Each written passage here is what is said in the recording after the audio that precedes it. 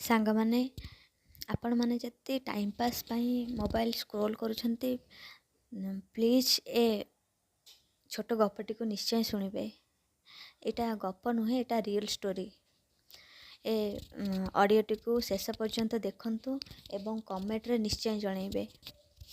ଏଇଟା ଗୋଟେ ବାପାଙ୍କର ଜୀବନୀ। ଆପଣମାନେ ତ ନିଜ ବାପା ମାଆଙ୍କୁ ବହୁତ ଭଲ ପାଉଥିବେ। ଏଇଟା ଗୋଟେ ବାପାଙ୍କର ଜୀବନୀ। ଜଣେ ଲୋକଟି ଗାଁରେ ରହୁଥିଲା। ତାର 3ଟି ପିଲା ଥିଲେ, ଗୋଟେ ପୁଅ ଆଉ 2ଟି ଝିଅ। ଯେତେବେଳେ ସାନ ଝିଅଟି ଜନ୍ମ ହେଲା ସେ ସମୟରେ ସେ ଲୋକଟିର ସ୍ତ୍ରୀ ମରିଗଲା। 3ଟି ଛୁଆକୁ ବହୁତ କଷ୍ଟରେ ସେ ବାପାଟି ବଡ଼ କଲା। ସେ ଦ୍ୱିତୀୟ ବିବାହ କରିଲା ନାହିଁ। ସମୟକ୍ରମେ ପିଲାମାନେ ବିବାହ କରିଲେ।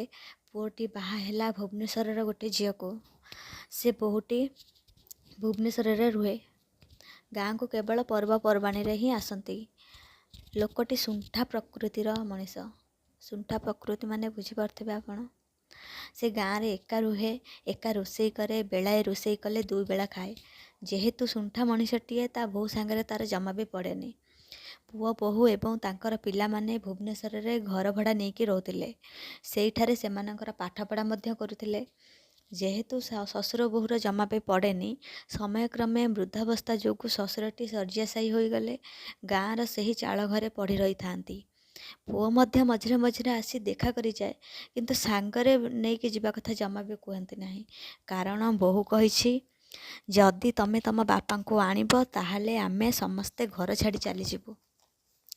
ଟିକେ ଭାବନ୍ତୁ ସେହି ବୁଢ଼ା ବାପାଟି କଥାକୁ। ସେ ଏବେ ଖଟରେ ଶୋଇ ରହୁଛି। କିଛି ବି ରୋଷେଇ କରି ଖାଇବା ପରିସ୍ଥିତିରେ ସେ ନାହିଁ।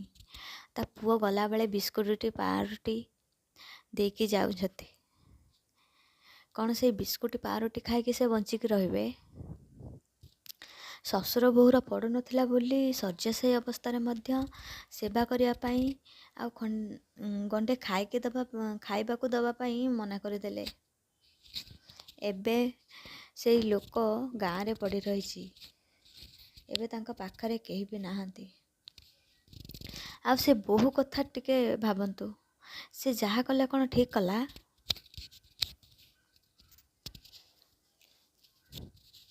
ଛାଡ଼ନ୍ତୁ, ଏଇଟା ହେଲା କଳିଯୁଗ। ଏଠି କେହି କୁଆଡ଼େ ଯିବେନି।